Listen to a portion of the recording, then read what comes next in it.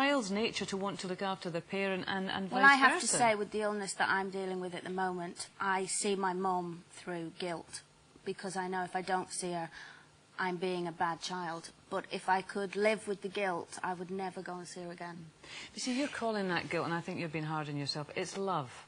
Because there are people who would walk away. Or is it just cowardly running away? I can't deal with it. But also in the back of your head, isn't there something that says, if she just knows I'm here for 1 second, if she's competent enough to know that you're there and you're holding her hand, her daughter Colleen, you would want her to know that. I would, but at the same time, if one of the doctors at that home said to me, we could give you a pill, we could give your mum a pill tonight where she would just very peacefully go asleep, and that would be her out of her misery and your misery, I would gladly. I couldn't give it to her, but I would gladly. That's for her, not for you. You're not saying that for you to make you feel better. I'm saying it for both. It's for her. It's for me as well. I can't, I can't bear it. And that's where the legislation becomes difficult, isn't it? Because people's motives aren't always honourable, and if they open the door to legislation, then that's the great question mark. And of course, I'm not saying that with you, but that's what they would worry about by making euthanasia illegal, or the assisted dying they're talking about at the moment. Anyway, I think in Holland, as ever, they're much further ahead than us in these matters, and we kind of look to that and see how they're doing. I mean, what is very scary very quickly, it's in our NHS now, people are dying, and we don't want them to die. God help us if they're given the right to kill people. That is quite scary. In the wrong hands, it's very dangerous. Right, okay, well, anorexia is another very troubled condition, much discussed but much misunderstood. There could be no question about the severity of it. Over 1,000 people a year die from anorexia in this country, which is something I certainly wasn't aware of. Our next guest story, thankfully, has a much more positive outcome. Nonetheless, the illness did devastate the teenage years of her daughter and the rest of her family. Jo Kingsley has written an extremely honest account of those years. Alison the Looking Glass. Here she is, Jo Kingsley. Please welcome her.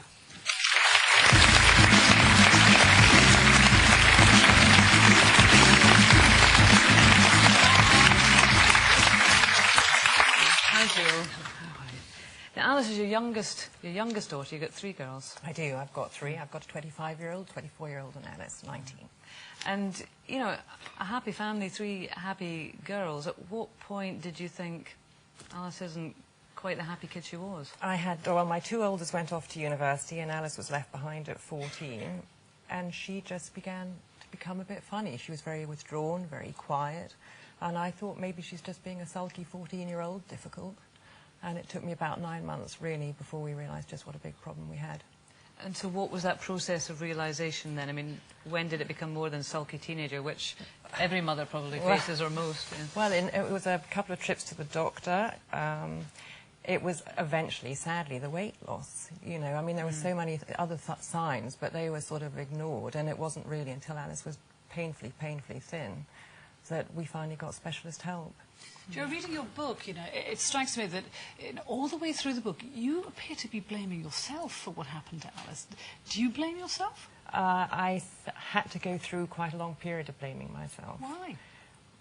Because I felt it shouldn't have happened. She was a really great 11-year-old girl. She was 100% fine, and there was no indication as to why Alice should suddenly get anorexia. So, I mean, I saw it. I had 9 months of Alice getting sick, and I didn't get the right help. But you tried. I tried. You did try. But you sort of blame yourself, and actually I don't anymore. I think that's maybe one good thing. I don't blame myself anymore. So what do you think may have caused it in the first place? I mean, is this a hormonal thing? Is it something... All right. Alice would say, because she's shared the story with me, so she's written her side, she would like to say it's genetic, because I think that saves everybody worrying anymore as to why she got it. I think there were certain triggers in our life. I was divorced. She had 2 older sisters that went away. I think she was lonely. I had a partner. I mean, nobody was meaning any harm to Alice, but it was just a life. I moved to a farm. It was quite lonely. And perhaps little triggers and a gene, maybe, set Alice off. And it was a very anxious pregnancy, too, which maybe, I don't know. The thing that struck me as well, you said in the book that everyone always says to you, you have to support anorexics. Yeah. And how on earth can you do that when you don't know what that means? You don't even know what you're dealing with. No, and it was, I mean, support for me was the main battle. And you love your child, you've got an ill child, so you support them by being kind to them. And you can't get cross with an anorexic. It's no sense sort of being support, I'm going to get cross. But it was this long process of supporting Alice and working through it that sometimes support meant a long conversation trying to point out that maybe what she was saying wasn't actually And of course, in sensible. supporting Alice, did you neglect the rest of your family? Well, I think this has become even more apparent since my book's been on. So I've got, my middle daughter has been brilliant, and she, you know, this word resentment is coming out. I mean, I knew it was there. So I think my 2 elder daughters have had I've missed a lot of 4 years, and I think my partner's had a pretty rough 4 years. But what do you do, really? I mean, you sort of do what you think's right at the time, don't you? So I regret lots, but... Jo, what were you dealing with? I mean, what is life like with a young anorexic?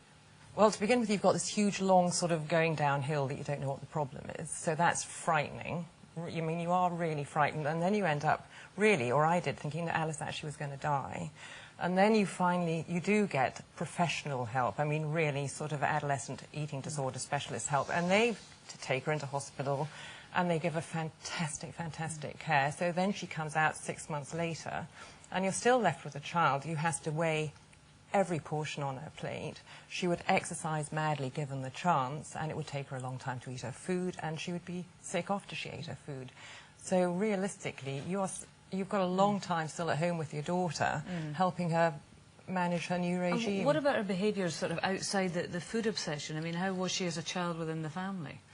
Well, she was back in the family, but then you've had a child who's been so ill for 2 years, you've got to try and get them back into school, back into friendships, back into our life.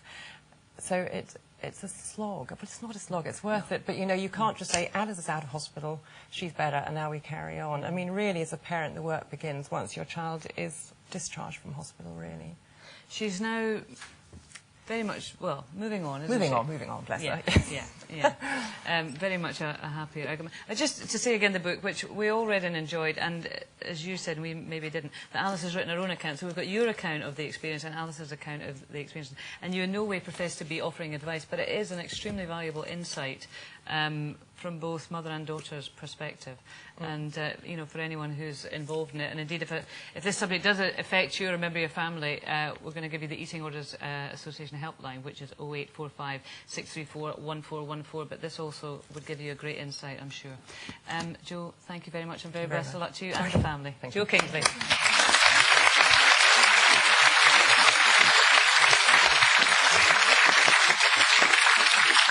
Okay, here's your last chance today to get your hands on £2 grand. What is Michael Parkinson's nickname? Is it A, Mikey, B, Mickey, or C, Parky? Call 09012931941. Calls cost £1 but may vary from mobiles. Or text the word COMP followed by A, B or C to 63337. Each text costs £1 plus standard network charge.